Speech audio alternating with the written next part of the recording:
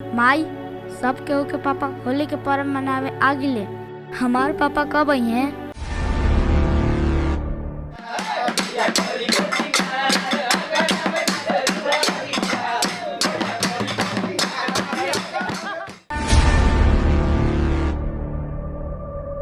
अंग्रेज के तमती मारल गइल बा।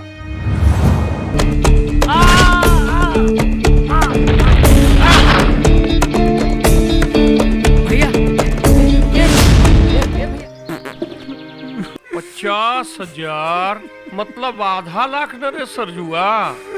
जमीन के बकसती हूँ हुजूर। पैसा चाहिए तो खेत लिखना ही होगा। नहीं मानब तो ठीक है बा हुजूर।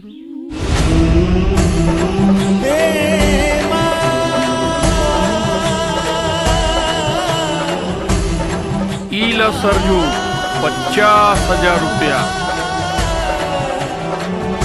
जा।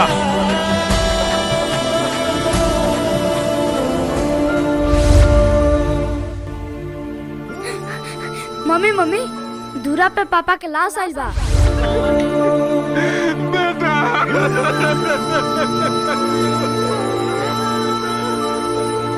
हम तो अपन किताब में पढ़ले रही कि हमार झारखंड में इतना खनिज भंडार बा कि हर किसी के रोजगार मिल जाई।